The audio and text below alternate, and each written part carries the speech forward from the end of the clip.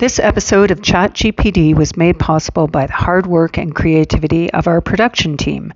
A huge thank you to Emily Young, Chris Sang, and Alakia Chandran for their expert production, editing, and behind-the-scenes magic that brings each conversation to life.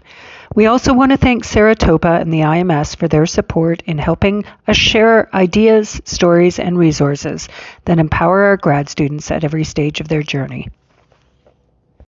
Welcome to ChatGPD, our professional development podcast. And we have today two fantastic guests, Dr. Nairy Khodabakshian, welcome, and Thenuka Thanbalasingam. Thank you very much. Both IMS alumnus and both working at the company BenchSci. So we can start by just introducing ourselves quickly and just start with your supervisor, the year you graduated or not graduated, and what was the focus of your research? So I did my master's at IMS. I was supervised by Dr. Haibo Zhang. I completed in 2021, so it's been 4 years now. And my focus was using induced pluripotent stem cells and differentiating them into sort of lung progenitor cells for future uses in stem cell therapy for lung disease. Oh, thank you. Nairy? Yeah, so I am not yet complete my PhD. Spoiler. Spoiler. I hopefully will be done in 2025 this year. So my PhD was in cardiovascular sciences. My supervisor is Dr. Luke Mertens. I'm co-supervised by Dr. Vitor Guerras over at Sick Kids. And my work focused on studying the cardiovascular responses to exercise in children who have connective tissue disorders. Wow. Okay. Yeah. Thank you. Yeah. So very different projects, and yet you both ended up at the same company. So before we kind of unpack your journeys, I just want each of you, if you can, to describe your current role at BenchSci to a lay audience. So to perhaps a grade 10 audience that hasn't had biology yet, if you could put that in terms that everyone can understand. Sure. I'll start with the official title and then work backwards and try to provide some context behind it. So I also have a very interesting job function at BenchSci. So on paper, I am a technical lead of data standardization. Sounds very complex, but it's actually really simple. Basically, BenchSci software is built on a data foundation. It's an ecosystem of biomedical data. So what I mean by that is we're bringing in data from multiple different sources. It can be from, the government. It can be from sort of research groups, as well as private companies. And we organize, aggregate them, standardize them, the standardization part of data in my title, and then we present them to the users of our software, which are scientists. And the goal here is to help scientists to use those insights to be able to drive their research further. Thank you. Nairy. Yeah, so my official title is Associate Scientific Liaison. And my job is not possible without the work that Thenuka does and her team does on the more back end. So essentially, in as simple as I can describe it, my role is I collaborate with preclinical scientists in pharmaceutical companies, and we work together to leverage our platform, so the BenchSci platform, to surface scientific evidence and insights to support their experimental and project decision making. Okay. Yeah. Those are great explanations. Why BenchSci? Like, I'm curious to know how two IMS alumni ended up at the same company, other than the head office is in Toronto. But why did you choose BenchSci? Why were you attracted to this company? What was the alluring factor? Was it salary? Was it the job description, the mission of the company, the responsibilities of the role? Could each of you describe that? Sure. I'll start with why I chose BenchSci, and I'm sure we'll get into it of like how I decided to leave academia and kind of go into industry. But I had an interest in blending my biology background with the sort of data science. And BenchSci was one of the few areas where, instead of working towards a PhD or working in academia, where you can actually, scientists have the opportunity to bring both and marry that together. And then because I recognize this as an opportunity, that was a big draw for me. Why I've been at BenchSci for almost 4 years in August, and the reason why I've stayed is just the continuous growth opportunities. I know that when I first started, my managers and my directors were very much keen on what is it that I like to do, what am I good at, and kind of funnel me towards that direction. I got to touch a bunch of different things just by nature of being in a startup, which comes with its pros and cons. But I really leaned into that growth opportunity, which has helped with, career progression over the last 4 years. And then even the practical components of it is in Toronto, you can work from home, which is a really nice perk. And the salary I find is fairly competitive as you're working in tech. So that has all contributed to me staying at BenchSci. And Nairy, how about you? So, kind of similar sentiments. I was very tactical in my job search. I first did a lot of self-reflection and thought about all of my favorite parts of my PhD, and that was both within the research component as well as the extracurricular components that I did. And I wanted to ideally find a role that pieced together all of my favorite parts. Some of these things included, I really found that I enjoyed presenting and I was good at it. I really loved science, so I didn't want to lose that. I really liked working in tech, like with novel and innovative tech, and that mostly came from the VR course, which I can talk about as well. And in speaking with various people in the industry and not in the industry, like with friends in completely unrelated fields, I kind of got a sense of what other jobs were offering, what kind of perks existed, and what kind of lifestyles and work cultures and environments existed. And I wanted to find a place that blended all of these things together. And BenchSci was very much a unicorn company that offered all of these things. In addition to that, they were located in Toronto, which to Thenuka's point was just practical because I also live in Toronto. I really resonated with their mission and vision.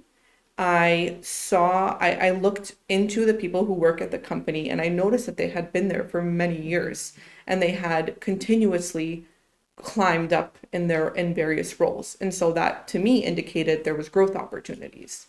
And the salary was competitive. So with all of these things combined, I really only can describe it as a unicorn company for me. And that's why I decided to apply. So let's talk about the company itself, because for a lot of listeners, they might not be familiar with BenchSci. It is a very impressive company. It's been around for probably 4 or 5 years, I think, maybe I think more. Almost 8, or I should know Okay. this, 8 or 9 Almost, years. yeah, almost 10. Yeah. 10 years. All right. So, Thenuka, you've been there longer. So, can you just describe the company, what it does, what its mandate is, how it operates, what are the missions and values of the company? Yeah, so the focus of BenchSci is to be able to leverage AI to accelerate scientific research by work like almost as a scientific assistant, right? So what a lot of, I think, graduate students may be familiar with is the selector application of BenchSci. That was the flagship product. And the idea here is that using this application, users like scientists can research and find quickly the best reagents for what experiments they're trying to plan. And so similar to that, we've built out a portfolio of products that kind of support scientists almost in every step of the way. So we have applications that are geared towards literature search, that are geared towards experiment planning, identifying risks. And it's been very BenchSci, although it's been around for 10 years almost now, in the last 4 years, I would say there's been an explosion of growth. when I first joined BenchSci in 2021, we just had Selector they were working on other applications, but Selector was the only application that was out in the wild. And now we've gone through a couple of generations of products, and we're leveraging LLMs and generative AI. We're really trying to keep up with all the new developments in AI and really be a partner for scientists.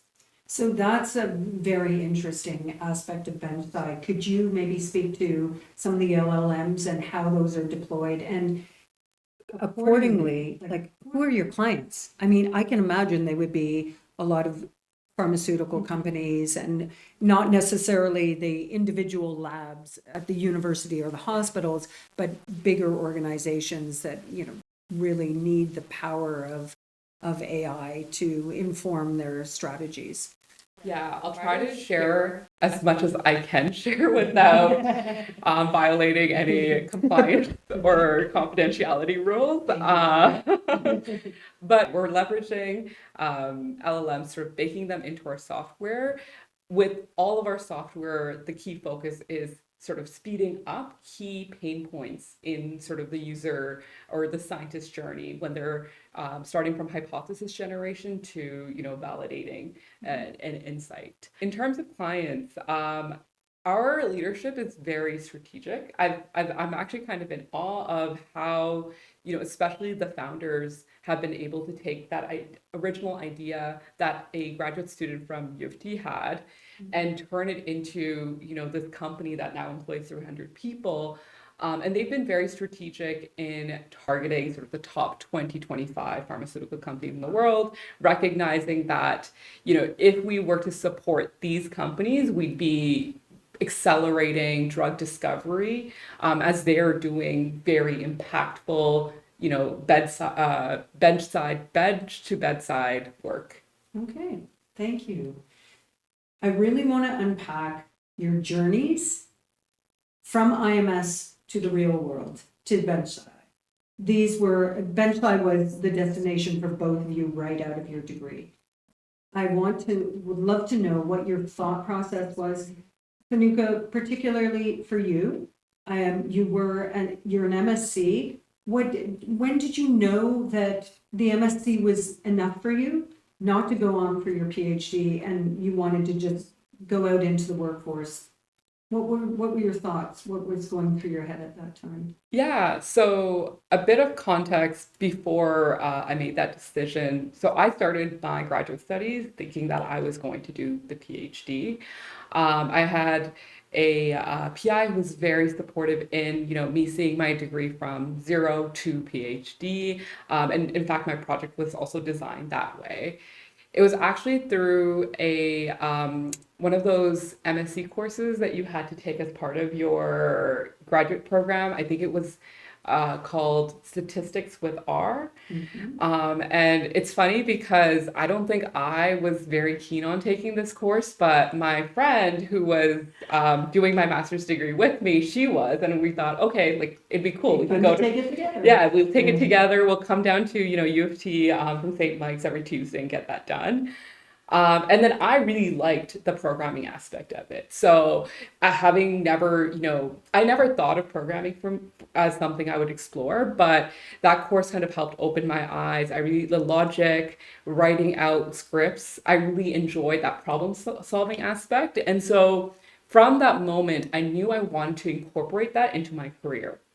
But the data that I was generating in the lab, the sample sizes were too small to consider, using like large, like Python or R statistics level processing. Like, it was just simple Excel would have done it.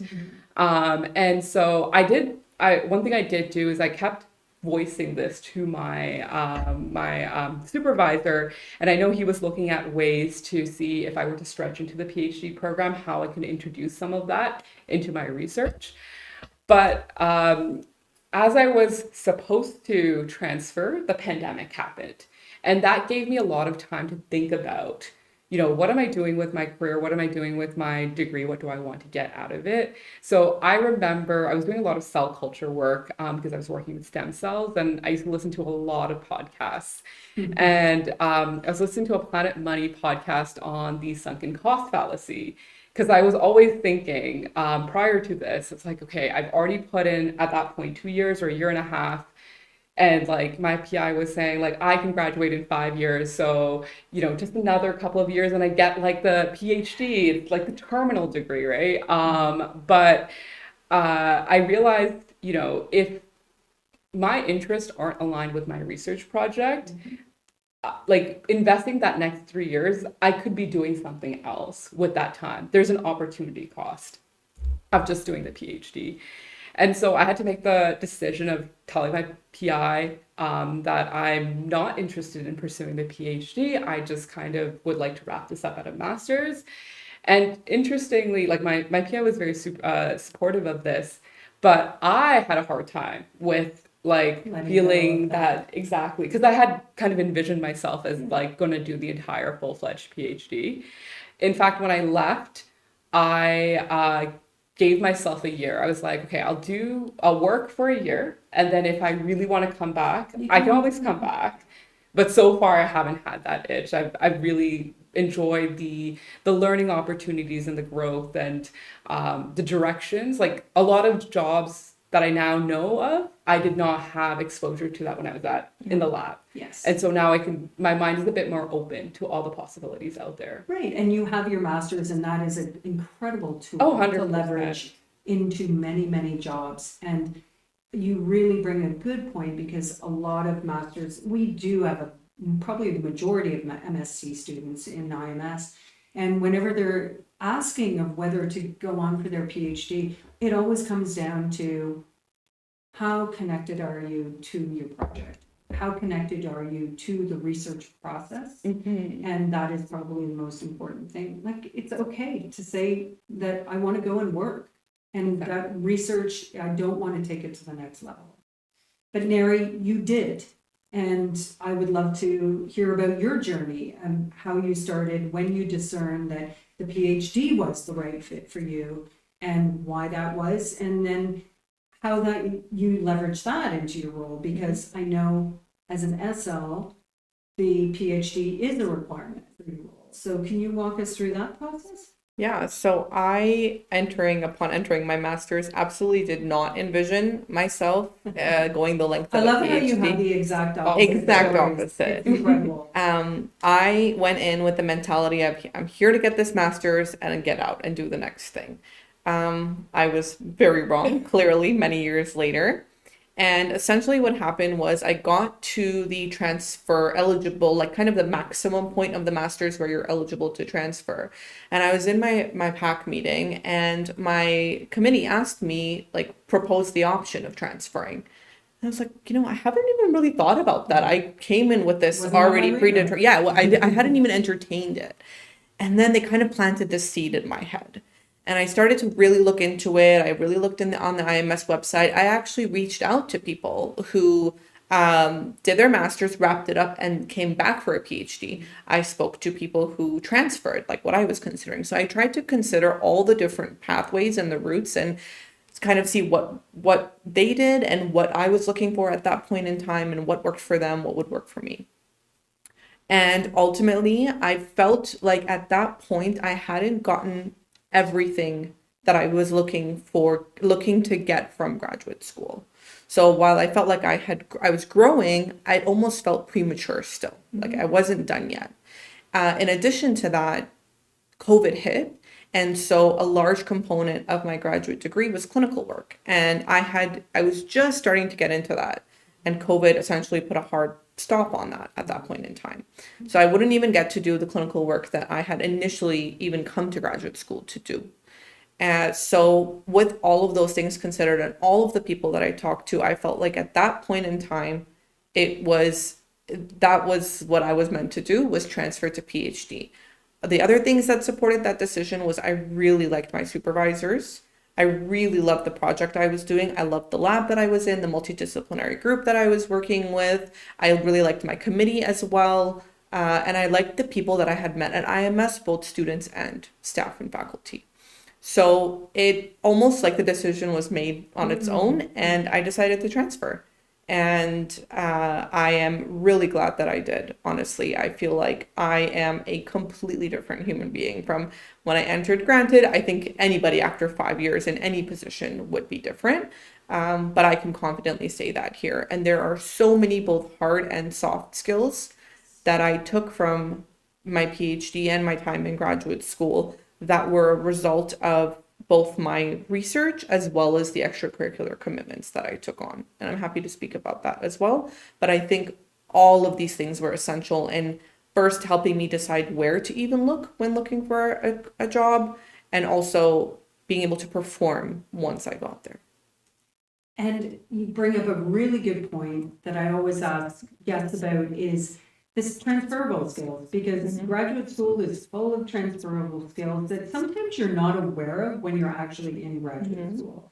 So knowing what you know now of your roles and very different roles, what are some of the transferable skills that you really honed during that master's and that PhD that you use in the current role now?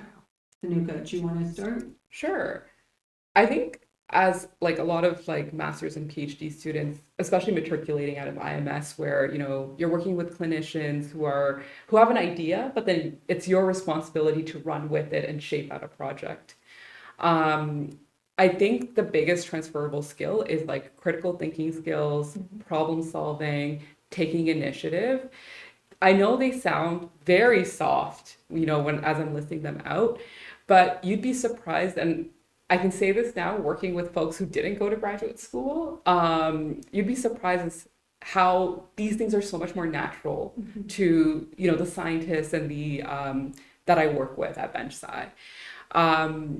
One of the if I was doing a lot of tissue culture and I was learning a lot about lung stem cell maturation at in the lab, and I'm doing something very different where I'm working with biomedical data sets.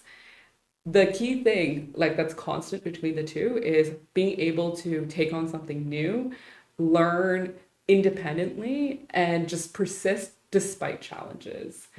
And then of course I think I know this is very relevant in your role, and I'm sure you'll speak to it, is the being able to communicate well and present ideas to a wide variety of audience. When you go to a conference, you're always practicing those skills. Yes, my role is very data heavy, but as a lead, I have to communicate with people who don't have expertise around data, around the data or around the subject area, and being able to communicate confidently and eloquently has been something I practiced through so many lab presentations and meetings throughout the 3 years of my grad school. Nairy, how about you? I think many transferable skills, it's hard to narrow them down. Probably top of mind is creative thinking. So in grad school, when an experiment or a project doesn't work, you have to shift very quickly on your feet. And if you don't, you're going to lose time. So that creative thinking piece transfers very nicely into my current role. When I sit down with scientists and they tell me the projects they're currently working on, they are far out of my therapeutic area of expertise. So I did my PhD in cardiovascular. I could be sitting down with a researcher in immunology, and being able to understand the foundational kind of scientific questions they're asking and creatively think of ways that I can leverage our platform to answer the questions that they're looking to answer, or at least get to the scientific insights they're looking to get to, is a kind of a soft skill that I think has only come as a result of many years of graduate work and creative thinking in my own projects. Another piece is communication. I think this is something that we're all expecting to hear, but honestly, there's so many different levels of communication that you do at graduate school: verbal, oral, even not knowing when not to speak. And so all of these things translate very nicely into a career in industry as well. And lastly, I think being able to think of innovative ideas and in innovative ways, because the nature of being in a startup / scale up environment is they are open to innovation. And if you are able to translate those innovation skills from grad school you can really help the company grow and address a lot of the pain points of the audience that we're hoping to help. So I'd love to talk about that a bit later, of how receptive an organization like BenchSci, that is quite large, how receptive they are to ideas from their employees. But before I do that, I would just like to talk about the job, the interview, that whole process that you went through. Did you leverage these? Did you have to leverage these soft skills in the interview process, or how did you land the jobs?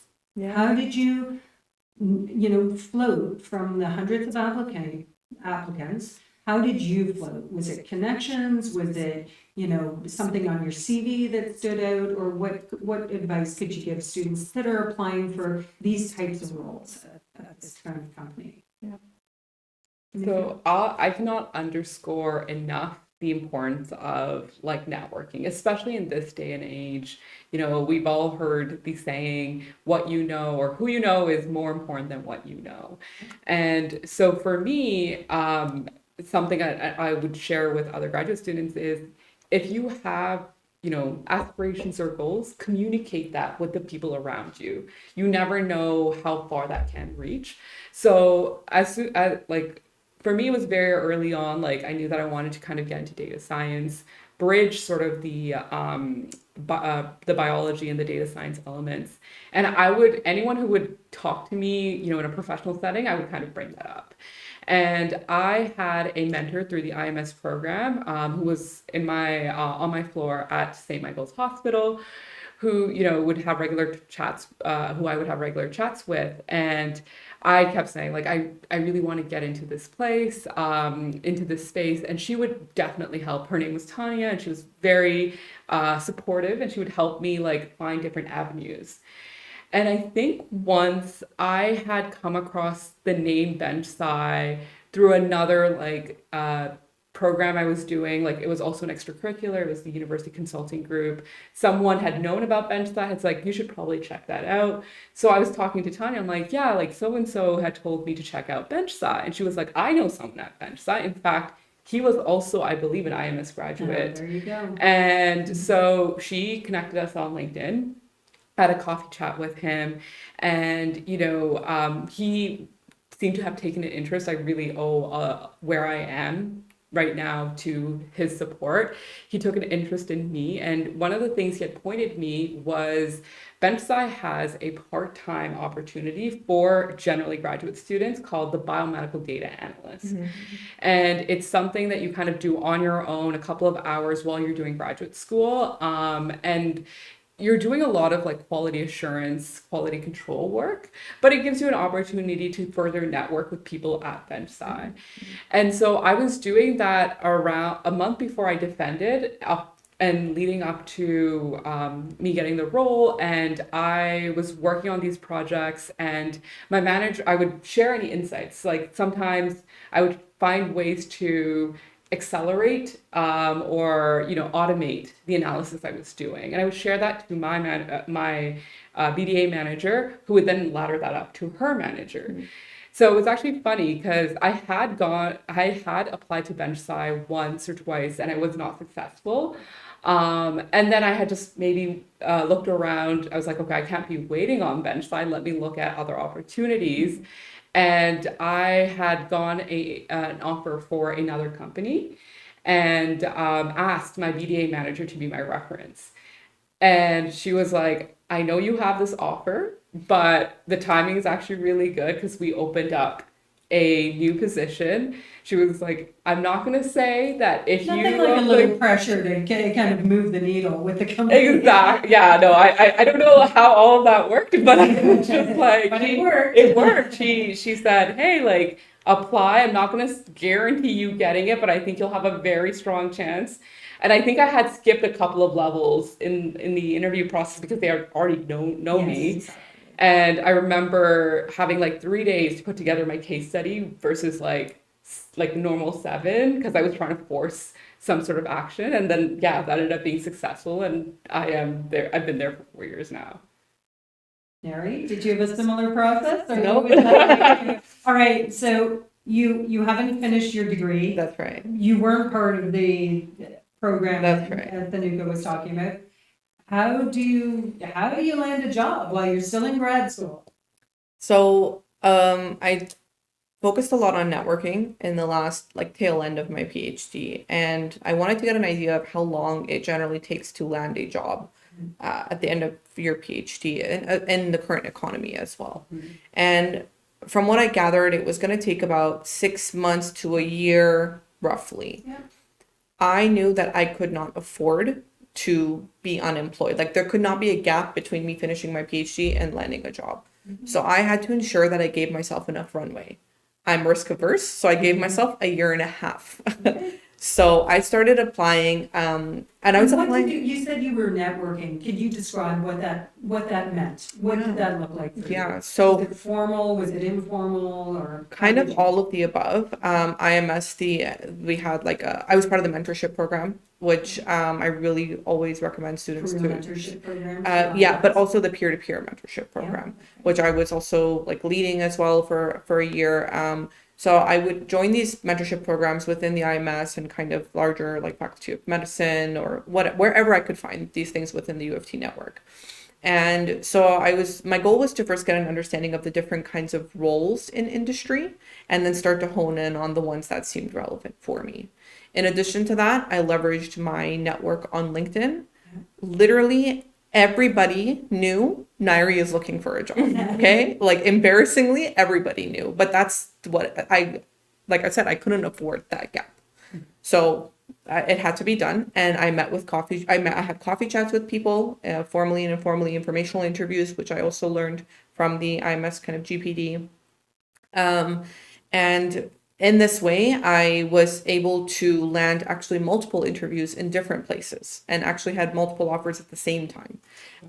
Best position to be in. Yeah. But again, I was very lasered applications, right? So, and I was really spending a lot of time customizing each cover letter, each Beautiful. CV. Like I was not. Music to my ears. Yeah, and I learned all of this from IMS and in speaking with you and various other faculty and staff. So I was not just mass sending these general cover letters. And so I saw BenchSci, and if you see on their website, they have a 4-stage interview process. And when I first saw that, I found that extremely daunting. I remember thinking to myself, oh my goodness, this is like, I'm never going to get through all 4 stages. Like there's so many opportunities that you can fail, right? You can go all the way to the 3rd stage, even the 4th stage, and not get the invite. But it's also an opportunity to meet friends at every stage of the way. Yeah. Depending on how you frame it in your own mind. Right? And the way I was looking at it was every interview is a learning opportunity. Yeah. And a networking opportunity. And a networking opportunity, exactly. And even if I didn't get an interview or I had the interview, didn't get the job, I still thanked them. I let them know that I'm open. If there are any other positions, please do consider me. So like you said, no, it was also a networking opportunity. And so I went through these stages, and as I was nearing the 4th stage of the BenchSci interview, I had 1 or 2 offers elsewhere, but I really wanted BenchSci. Like that was, so I actually had to ask the other places if I could just delay my response because I wanted to find out here. So it was a good position to be in, honestly. And to your point of if I had like people inside or referrals or anything like that, I actually initially applied on my own, and then I realized that, oh my goodness, I know people there from my undergrad. So the grad student that I was doing my 4th year thesis under when I was an undergrad was an SL and then had moved up as well. So I reached out to her. She did put in a referral, but at that point I had already submitted and received a call back for the initial interview. So I think it just happened concurrently. And I like to think my cold apply worked, but I'll never know for sure, I guess. But certainly it helped. Maybe it helped in the 2nd stage or the 3rd or 4th and so on. So it was a combination of networking, understanding the opportunities available to me, letting my network know that I was looking and the kinds of things I was looking for, and just being very strategic in the kinds of documents I was submitting for these roles. Just curious, you require a terminal degree for this role, yet you still haven't got that terminal degree because you're technically still in grad school. Mm-hmm. How did that work? How is graduate school okay with this, and how is BenchSci okay with this? Yeah. It's a So very unique thing. I don't think I've ever heard of anyone working full-time yeah. before they finish Yeah. their So degree. I was very honest and transparent with my supervisor off the bat. Before I even sent a single application, I had a discussion with him and I explained my situation. I explained that I needed this runway time and that if an offer came, would he be okay with me kind of balancing both? And we took a look at the progress that I had made in my PhD and where I was at, and we both agreed that it was appropriate and it was realistic that I could balance both. And so first and foremost, I got his clearance and support, and I made sure that kind of all of my other documents like were in order. My progress in my PhD was in order, and I was also very honest and transparent with my employer with BenchSci. In my interview, I said like, here's the timeline I'm looking at. I fully intend to complete my PhD, and so there was kind of this agreement amongst everybody. And so that's how it proceeded. I think transparency and honesty and just being candid. I think people understand that it's possible to balance if you're in the right place in your PhD. Could you guys tell me what, I know I'm often called out on this, there's no such thing as a typical day, but if you were just to describe to our listeners, like what does your job entail? What do your typical day-to-day activities entail? So they get a sense of what this job is like and whether it fits for them and sounds interesting to them. Could you describe that? And I would also love to see how your roles interact. This is the first time you two have met. Yeah. You're both IMS grads working at the same company. You just met, and it's fascinating that your jobs are clearly intertwined, and yet you haven't met. So I'd just love to hear about that. Yeah, I can give a bit more context around maybe how like different teams interact. Yeah. So I work on the data side, so we're like first or like at the start of the pipeline, and we're building out the data foundation that then software teams leverage to build out the softwares for our users. And then that's what Nary's team then takes to work with our scientists to make sure that, or our customers to make sure that they find value and then drive those sales. And so I know that her team may be interacting a lot with sort of the software team, but I generally interact with software team as well, sort of because they sit as intermediate.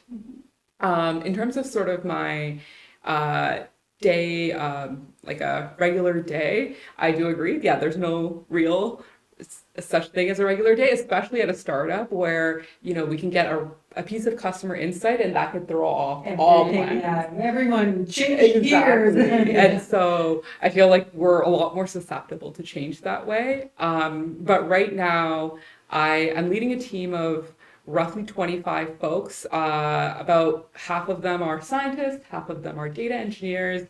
And so the cool thing about my job is that now I get to do a little bit of strategy work where I'm working with the folks who actually consume our data and see how do we need to plan the roadmap of our team? What do we need to start building or improve on so that our software applications can be more useful to scientists? And so I unfortunately am not a big fan. I'm in meetings like basically like 9 to 5 a lot these days, but they can be a combination of project syncs, stakeholder check-ins, as well as like one-on-ones with sort of the scientists who fall within the team, where I'm hoping to coach and mentor them in their projects and making sure that, you know, we're all aligned and they're working on the right things. What I miss from maybe a couple of years ago is that I actually got to do a lot more data science. Yeah. So, but it is kind of the curse of moving up. Sometimes, you know, you're in a lot more meetings than you are in the actual tactical work. But I think the fun part is that you get to implement change, like really how things are done, as opposed to the minutia of doing it.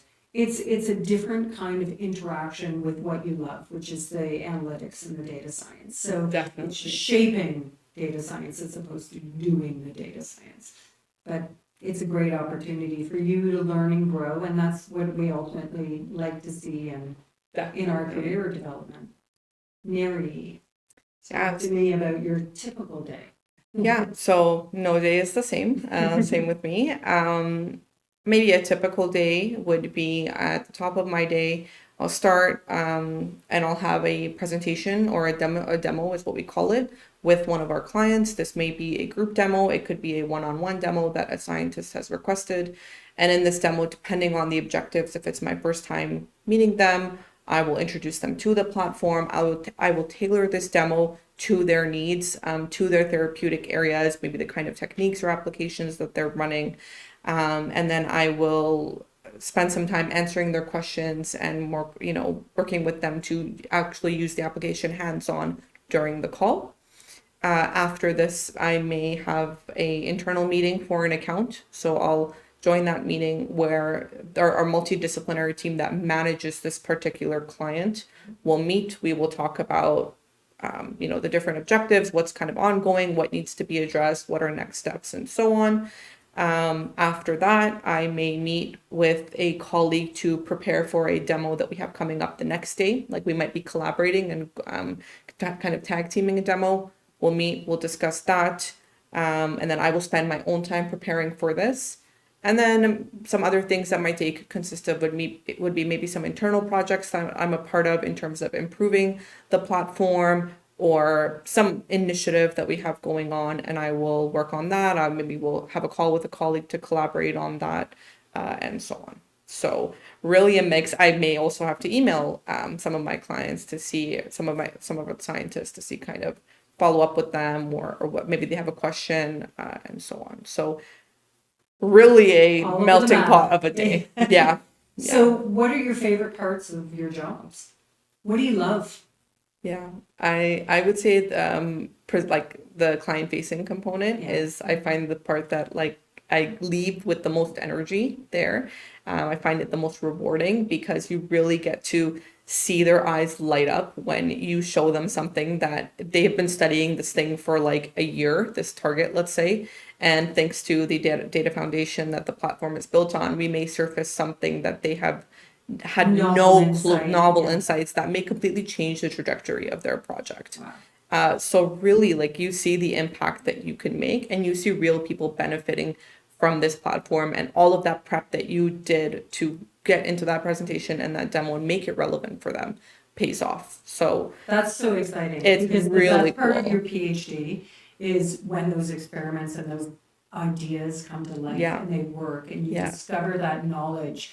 And just to have that happen over and over and over in your daily work, that's rewarding. Yeah, and they'll go off and they'll do the experiments, and then I'll meet with them in a few weeks, and how was it? What happened? Tell me. So now I'm invested. And then okay, what can we do next? Now, what are your next questions? Okay, well, how can we help answer those? So I think those are some of my favorites, as well as I think collaborating with my colleagues. I really enjoy the teams that I'm part of.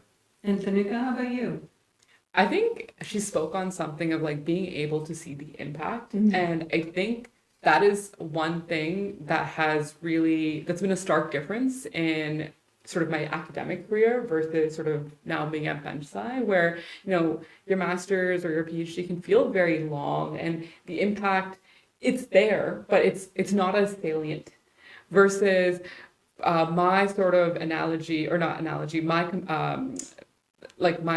comparative feeling here is when, we release something and then we can see it on the application, right?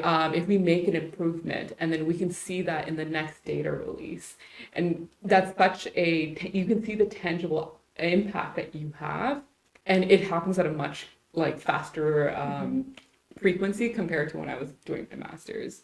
So that's definitely one of my highlights whenever we do any QA and you're like, oh wow, this improved, or this is great. After especially after months of work. And then I think another, what you had said earlier about the strategic thinking, I get very energized when I think of all the different ways we can take our data and kind of move it through its iterations. A lot of things we're building and we don't really have a template to build it. We're especially in the last couple of years, we're building out these new data products, and we're doing this very much the BenchSci way. And so there's always room to improve and iterate and, deliver more value. And being able to be part of those higher level conversations is very energizing because it fills you with so much optimism. So where do you see your roles going? Kind of going back to what we were saying about BenchSci and being acceptable and amenable to ideas from their employees. Where do you see your growth within your own roles? Where do you go from here? Where do you ultimately kind of see yourself, or do you see yourself ultimately in this position, or a natural kind of progression of the position within this company in the next 5 years or so?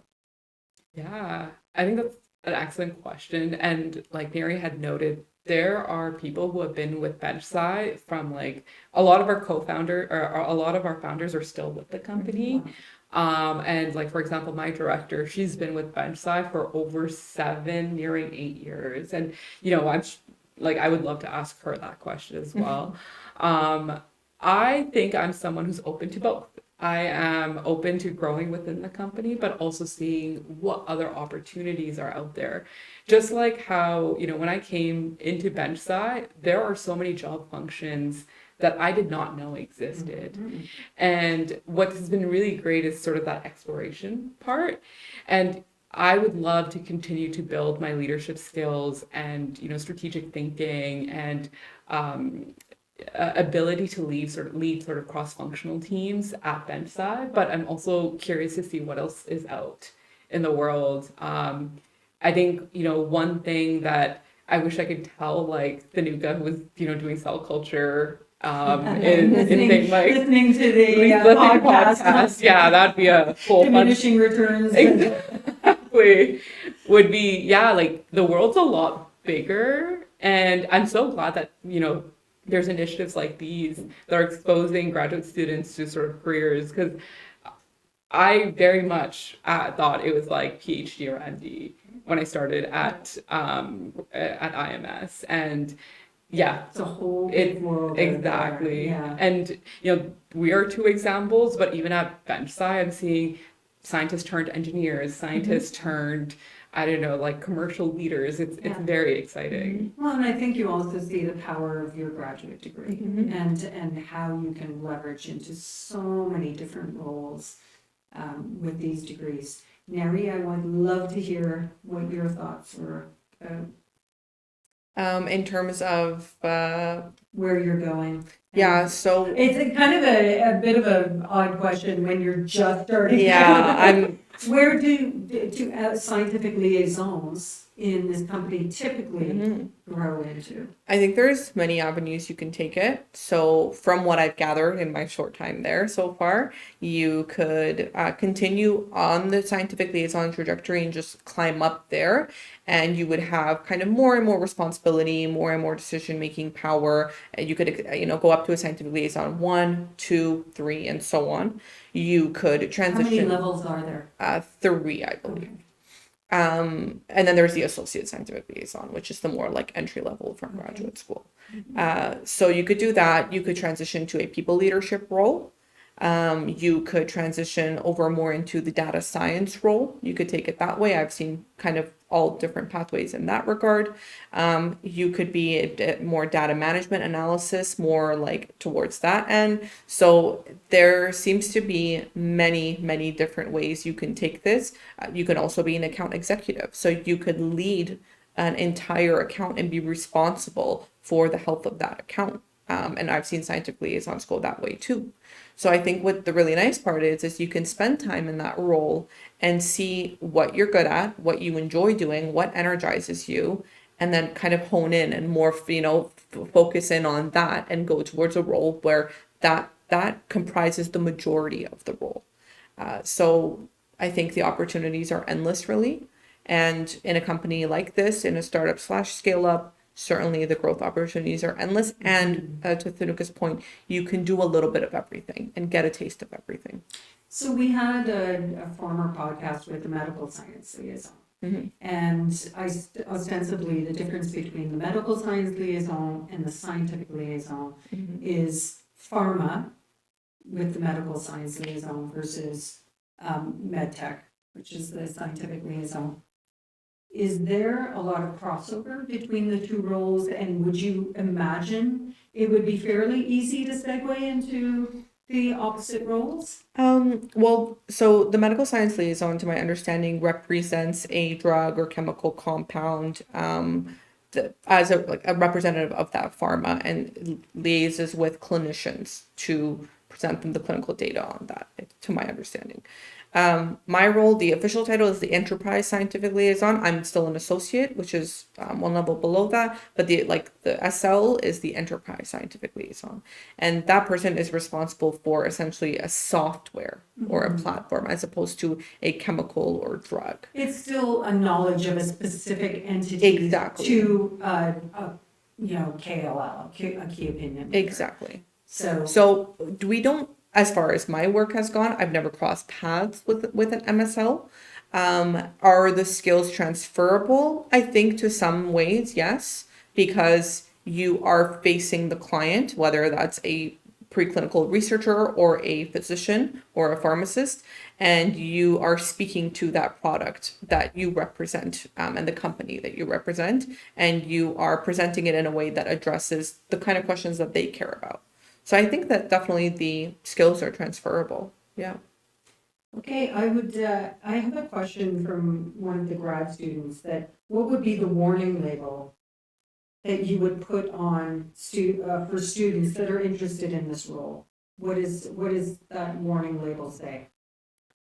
For the scientific liaison, it would be get an understanding of the pharma landscape and the R&D, the research and development process. Because coming from academia, you have zero clue about any of that. Maybe if you're in a clinical trial, you understand like the tail end of the R&D process, but it's very crucial to understand that entire pipeline, to understand where your role fits and the clients that you're facing, where are they in that pipeline, which will then help you figure out the kind of questions that they care about. And thus you can tailor your interactions accordingly. So familiarize yourself with the pharma landscape and the R&D process. And how would they go about doing that? It's tough. I'm still working on that. On the job training. Yeah, I'm fortunate that a lot of my colleagues have industry experience and they're very open in, explaining these things to me and helping me understand it better. I think courses we're developing that you're developing, that expose graduate students to this pipeline would be very helpful. And public resources, but I don't think there are any really that are simple and approachable at the graduate level. What would your warning label be, Thenuka? I think if you're working with data, the field of data science and analytics, I'm not an expert, but it is changing so rapidly, especially when you think of generative AI. There's a new model coming out almost on a weekly basis from the FANG companies from different parts of the world, and there's so much changing so quickly. So for someone who's interested in getting into this space, I think that is one thing that I think is important, is that appetite to learn. Even if you talk to engineers who've been in the field for 30 years, they're constantly innovating and advancing themselves and learning more. That is actually something I've really appreciated working with my engineering peers. And so just that recognizing that, it's not once you've learned it, you're done. It's a continuous learning, especially if you want to stay at the top of your field. And just be prepared for that, lean into that. Kind of like grad school. Exactly. Yeah, that's true. Yeah. What attracted us to grad school in the first place. Exactly. Yeah. Just maintain that thirst for knowledge. So, we are going to wrap up now, but before we do, we always ask our guests to write a question for our next guest. So if you could think of a question that you would have asked, you would like to have our next guest asked.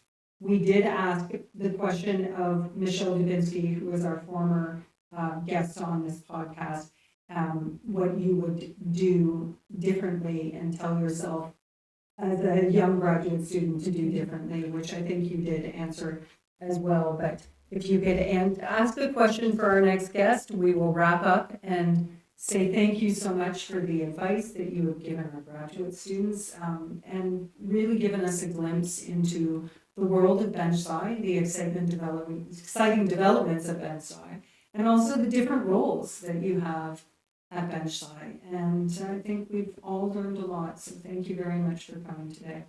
Thank you for having us. Yeah, This is thanks a for having us. super fantastic initiative. Thank you.